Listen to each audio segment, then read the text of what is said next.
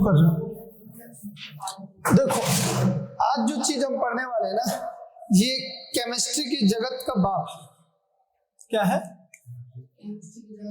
बाप है, ये समझ लो। क्योंकि अगर तुम्हें ये चैप्टर आ गया अच्छी तरीके से, ये समझ लो केमिस्ट्री का लगभग 90% हिस्सा तुम्हें आ गया। अगर केमिस्ट्री को सीखना है तो ये चैप्टर आना आपको बहुत ही ज्यादा जरूरी है। अगर आगे चल के आपको साइंस लेना है या कुछ भी करना है, केमिस्ट्री बस आनी चाहिए। अगर केमिस्ट्री आती है तो ये चीज, अगर नहीं आती तो केमिस्ट्री नहीं आती, अगर ये चीज आती है तो केमिस्ट्री आपको आती है। और इस चैप्टर का नाम है स्ट्रक्चर ऑफ एटम।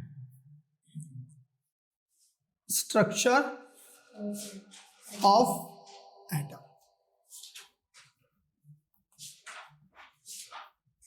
परमाणु की संरचना।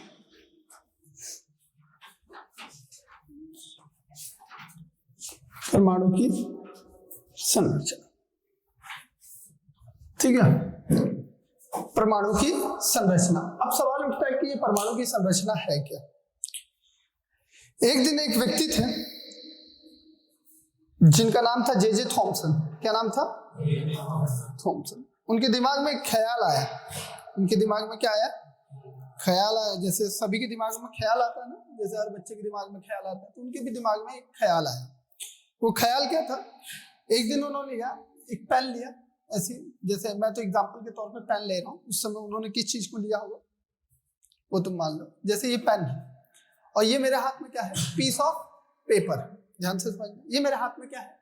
Piece of paper. उन्होंने इस पीस ऑफ पेपर के छोटे छोटे टुकड़े कर लिए, एकदम छोटे, जितने छोटे टुकड़े तुम कर सकते हो उतने छोटे टुकड़े इन्होंने आराम से उन्होंने कर लिए।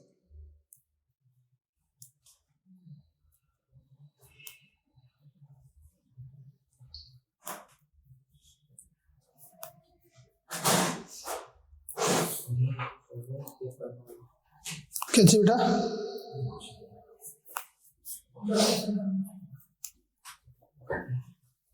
क्या ये और क्या करेगा खुसुर के अलावा? अब ध्यान से समझो, ऐसे बहुत सारे पीस के, बहुत सारे मैंने क्या कर लिए? टुकड़े कर लिए। अब ये जो मेरे हाथ में पीस ऑफ पेपर है, उनके भी हाथ में ऐसी पीस ऑफ पेपर था। और ये पेन जो है, इसको मैंने अपने कपड़े पे रब किया। कपड़े पे कर लो या अपने सर पे रब कर लो, कहीं भी जहां पे तुम्हें को रब करने का मन करे वहां रब कर लो। कहीं भी, कहीं का मतलब वहां कपड़ों। उसके बाद देखो ये कागज आके इसमें चिपक रहा है। कागज क्या हो रहा है? चिपक रहा है। जैसे इसमें खूब देर से रब करो, ये देखो अब तो उछल के कर रहे हैं। ये देखो बेटा, तू आइए इधर है। देखो इसके भी कपड़े में ये रब करता हूँ, और रब करके ये जो पीस ऑफ पेपर है मेरे हाथ में, किसी भी कपड़े में, ये देख बेटा, तू खड़ा रहे, आराम से टोपी पहन तू, मस्त। देखो ये देखो, मैं इसकी पीठ पर रब कर रहा हूँ। इधर देखो बच्चों, ध्यान से देखो,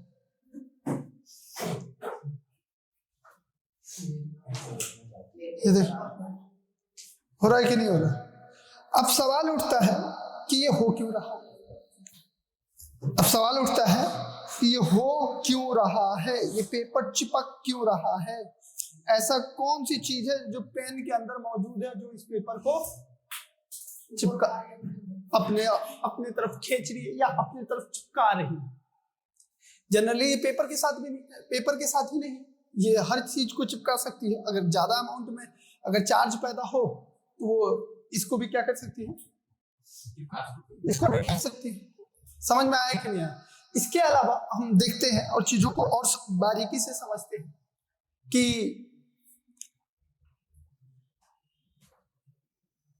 आप लोगों ने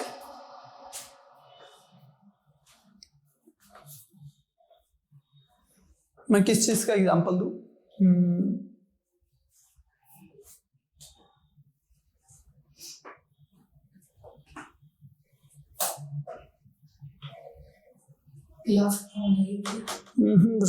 क्लास खत्म हो जाएगी, सोचने तो दोगे? बिना सोचे समझे ही जवाब दो।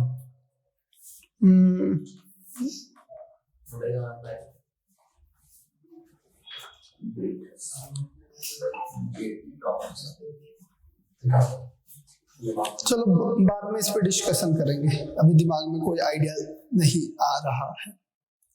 ठीक है, तो देखो ये है 19th सेंचुरी की बात है। कब की बात है? 19th सेंचुरी की।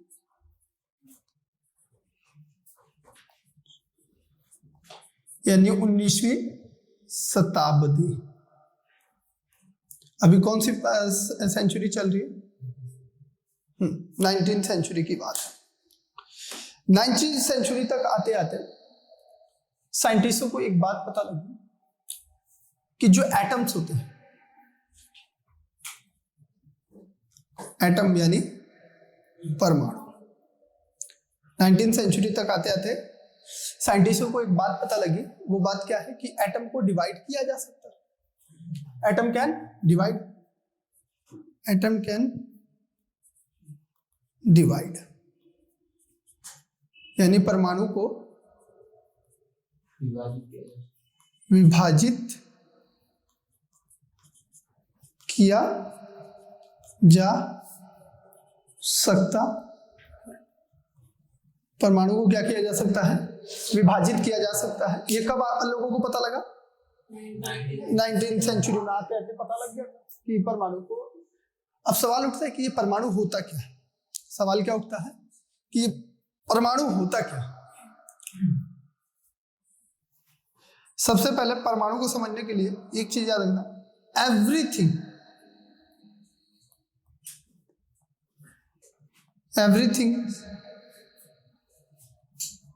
are made of atom.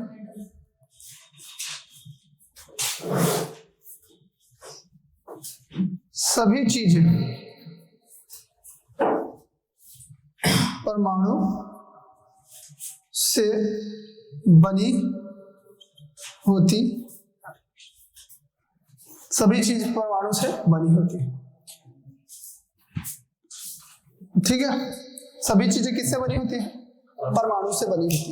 ध्यान देना। अब ये परमाणु है क्या? सवाल उठता है। सभी चीज परमाणु से बनी होती है, परमाणु को डिवाइड किया जा सकता है। जब चैप्टर 3 चल रहा था, तो चैप्टर 3 में अलग अलग साइंटिस्ट हैं, उन्होंने अपनी राय रखी। राय जैसे सबसे पहले साइंटिस्ट का नाम है महर्षि कनाड या महर्षि कनाड बोलिए। दूसरा डेमोक्राइटस, ल्यूपस और डेमोक्राइटस जो एक ग्रीक फिलोसोफर थे, और जो महर्षि कनाड थे वो इंडियन फिलोसोफर थे, है ना। फिलोसोफर का मतलब होता है दार्शनिक, और दार्शनिक उसे कहा जाता है हाँ, जिनके पास ऐसे तथ्य होते हैं, ऐसी विचार होती है जो 100% ट्रुथ होती है, बट वो इस ट्रुथ को वो प्रूफ नहीं कर सकते और कोई उनको गलत नहीं कह सकता। ऐसे विचार देने वाले व्यक्ति को दार्शनिक कहते हैं। यानी जो मैं बात बोल दूं उसे मैं प्रूफ ना कर पाऊं कि वो सत्य है। मतलब कौन ऐसी कोई बात नहीं कि हाँ इन दोनों लोगों के बीच में अफेयर चल रहा है, ऐसे नहीं, ऐसी वाली चीज नहीं। साइंटिफिक बात में बोलूं। कैसी बात है? साइंटिफिक बात वो बोलूं और उस चीज को मैं प्रूफ ना कर पाऊं और कोई उसको गलत ना प्रूफ कर पाए। समझे बात को? कि जिसको मैं प्रूफ ना कर पाऊं और कोई गलत प्रूफ ना करे, ऐसे विचारों को हम, और ऐसे विचार को देने वाले व्यक्ति को हम क्या कहते हैं? दार्शनिक कहते हैं, फिलोसोफर। तो दो इस चैप्टर में जुड़े हुए जो फिलोसोफर हैं, जो महान फिलोसोफर हैं, पहला जिनका नाम क्या है? महर्षि कनाड। दूसरे जो फिलोसोफर हैं जिनका नाम क्या है? ल्यूसिपस और डेमोक्राइटस। ये लोग ग्रीक के थे और महर्षि कनाड कहाँ के थे? इंडिया के। उन्होंने क्या कहा था? जैसे मेरे हाथ में ये पेपर है, मेरे हाथ में क्या है? पेपर। ध्यान से देखो इस पेपर के मान लो मैंने 2 टुकड़े कर दिए। कितने? मान लो एक पेपर का एक छोटा सा पीस लेता हूं यहां से,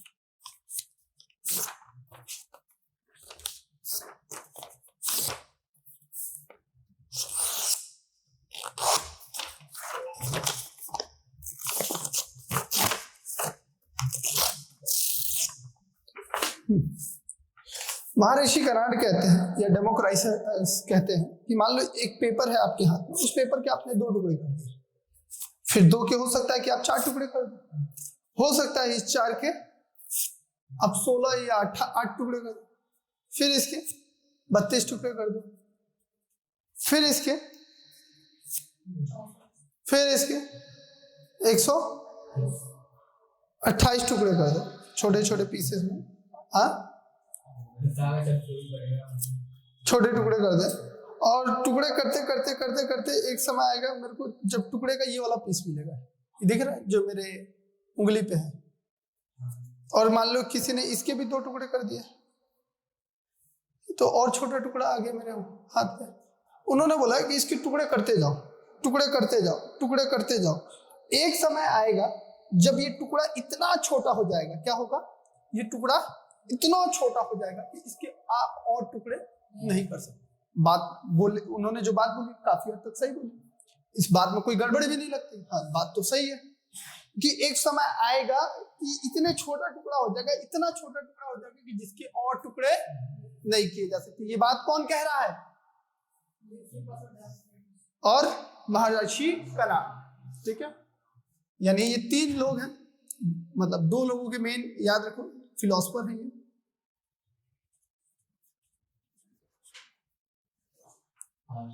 फिलोसोफर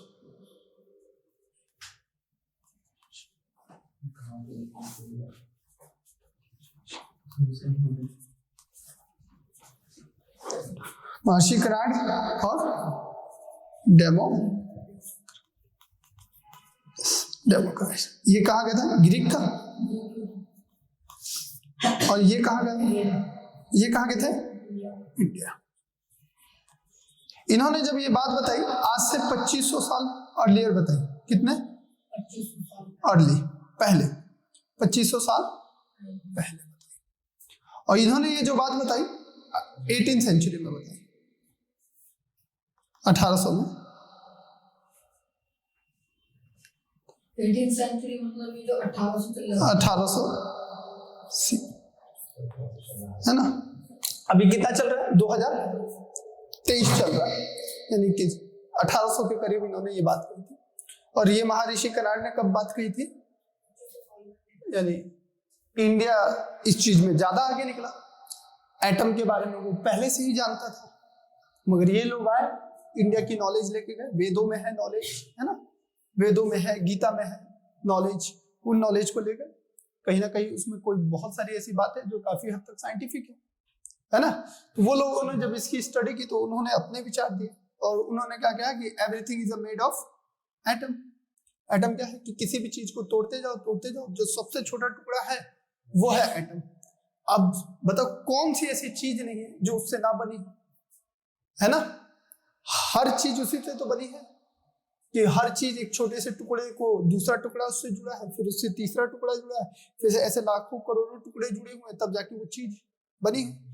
जैसे अगर कोई बोले कि ये ढक्कन जो है मेरे हाथ में, पहले ये ढक्कन बनने से पहले इसका एक छोटा सा टुकड़ा बना होगा, फिर उसके टुकड़े के साथ दूसरा टुकड़ा जुड़ा होगा, फिर उसके साथ तीसरा टुकड़ा जुड़ा होगा, और ऐसे जुड़ते जुड़ते ढक्कन बन गया। समझ में आ रहा है कि नहीं आ रहा बात, है ना। तो वैसे ही इन्होंने कहा, और एक ऐसा छोटा टुकड़ा, मान लो ये एटम है, ये क्या है? एटम है। एटम को मैं जूम कर दूं तो एटम इतना बड़ा दिख रहा है कुछ, है ना। और ये एटम वो पार्टिकल है जिसको तोड़ा नहीं जा सकता। ये हम बहुत पहले तक मानते हुए आ रहे थे। क्या मानते हुए आ रहे थे? कि एटम को तोड़ा नहीं जा सकता, एटम को तोड़ा नहीं जा सकता। बट जब हमारे मन में ये पेन वाला कि हाँ इसको सर पे रगड़ा और कागज को ऐसे किया तो वो कागज अट्रैक्ट कर रहा है, तो अब सवाल उठता है कि एटम तो दिखने में ना, तो इसके अंदर तो कोई चार्ज नहीं है। जैसे इस कागज को देखो या इस पेन को देखो, क्या आपको लगता है इसके अंदर ऊपर कोई चार्ज है? चार्ज है? नहीं है।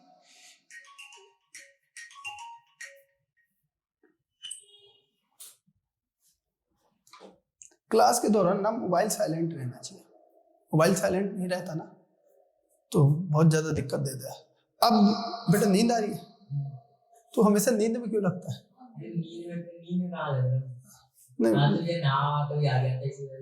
नहा क्या है इसीलिए नींद में लग रहा है? नींद में लग रहा है ना बेटा? चलो कोई नहीं। जैसे इस पेन छोड़, फॉरगेट करो, इस पेन को देखो, क्या इस पेन के अंदर तुम्हें कोई चार्ज लग रहा है? इस पेन के अंदर तुम देखोगे, नोटिस करोगे, कोई भी चार्ज नहीं लग रहा। क्या इस कागज के अंदर कोई चार्ज है?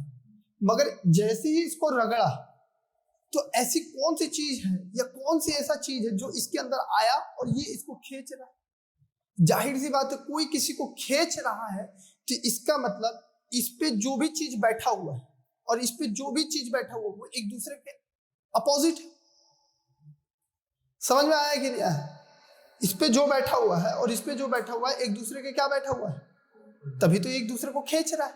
अपोजिट चीजें एक दूसरे की क्या करती है और सेम चीजें एक दूसरे को क्या करती है, धक्का देती है। इसको बिल्कुल ऐसे समझो जैसे एक चुंबक है, मैग्नेट।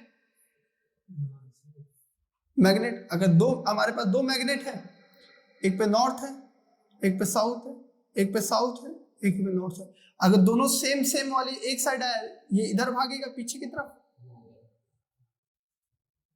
और ये किधर भागेगा, इधर भागेगा। क्या ये बात क्लियर है?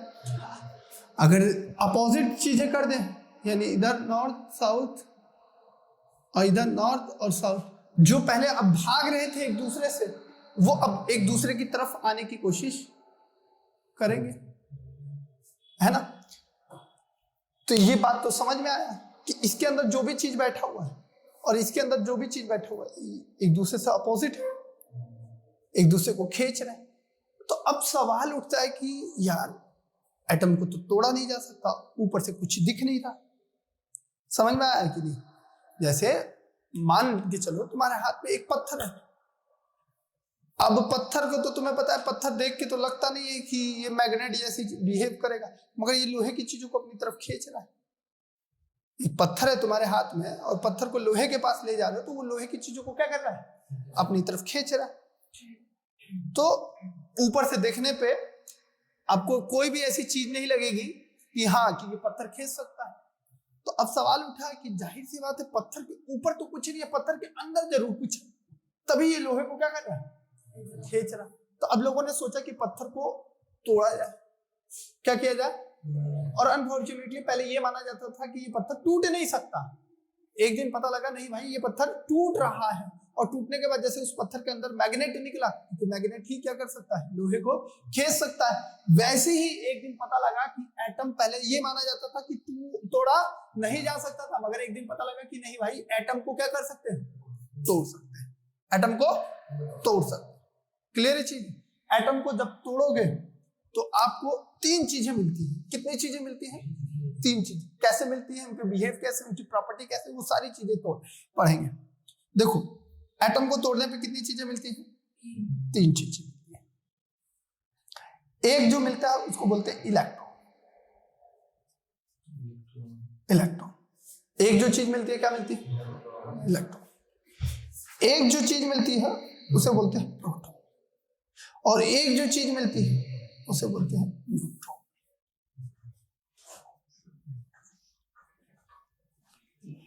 कितनी चीजें मिलती हैं? तीन चीजें मिलती हैं। इलेक्ट्रॉन को रिप्रेजेंट करने के लिए ई, प्रोटॉन को रिप्रेजेंट करने के लिए पी, न्यूट्रॉन को रिप्रेजेंट करने के लिए, ये सारे स्मॉल लेटर का यूज किया जाता है। इसके पीछे कोई बहुत बड़ा रीजन नहीं है। अब कैसे तोड़ा जाता है वो सब समझेंगे, है ना? हम कैसे जब नेक्स्ट क्लास होगी ना इस पे, तो नेक्स्ट क्लास में यही चीज समझेंगे कि इलेक्ट्रॉन की खोज कैसे हुई। और हमें कैसे पता कि इसका नाम इलेक्ट्रॉन ही रखना है? समझे में आया कि नहीं? हमने कैसे इसका नाम इलेक्ट्रॉन रख दिया? ऐसी कौन सी चीज है जो इसको इलेक्ट्रॉन बना रही है? प्रोटॉन ही नाम क्यों रखा, न्यूट्रॉन ही क्यों नाम रखा? तो एक एक करके सारी चीजों को समझेंगे। अब बात आता है प्रोटॉन की। किसकी बात आता है? प्रोटॉन। प्रोटॉन को पी से, न्यूट्रॉन को पी। और इसको बोला कि इसके ऊपर नेगेटिव चार्ज है। कैसी चार्ज है? इसके ऊपर पॉजिटिव, और इसके ऊपर कोई चार्ज नहीं है। क्या बोला गया? पॉजिटिव, कोई चार्ज नहीं। ठीक है। इलेक्ट्रॉन किसको अट्रैक्ट करता है?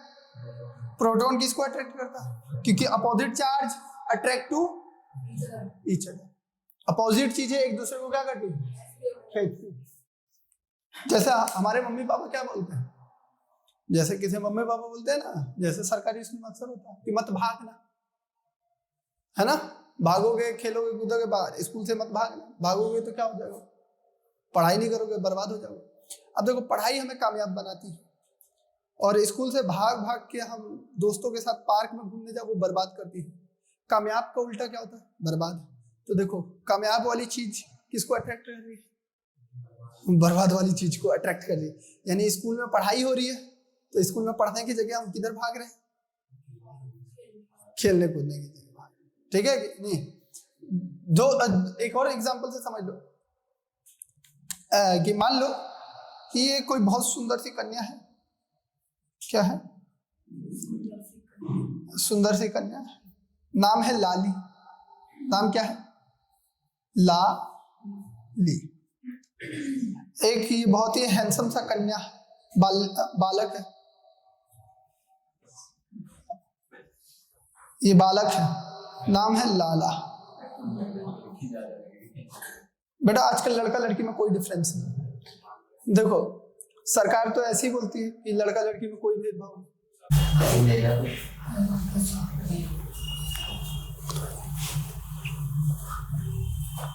देखो ये है लाली, ये है लाला, ठीक है, ये है लाला का दोस्त, ये है लाला का दोस्त कालू, ठीक है, लाली कालू लाला। इधर से ये बुला रही है इसको, इधर से ये बुला रही है ना। ये क्या है, बॉय है, ये कौन है, बॉय है, ये क्या है, गर्ल, ठीक है। ये क्या है, सेम सेम सेम चार्ज वाले। मान लो इसको पॉजिटिव चार्ज बोलते हैं, इसको पॉजिटिव चार्ज बोलते हैं, और इसको मान के चलते हैं नेगेटिव चार्ज। दोनों बुला रहे हैं, तो बताओ लाला किधर जाएगा, कालू की तरफ या लाली की तरफ? ये नेचुरल, ठीक है, भागे भागे चला। क्यों भाग रहा है, क्योंकि लाली क्या है, नेगेटिव चार्ज, और लाला क्या है, हमेशा पॉजिटिव। किसकी तरफ अट्रैक्ट, कभी सेम चार्ज की तरफ अट्रैक्ट नहीं। मजबूरी हो तो चला जाएगा, मान लो लाली नहीं है, अकेला कोई नहीं है, तो टाइम पास करने के लिए इसके साथ। मगर अगर उसको जहां से लाली मिली तो वो कालू को छोड़ेगा और लाली के साथ भाग जाएगा। समझ में आया कि नहीं आया? इतनी सारी चीजें नोट कर लो। क्या चाहिए बेटा?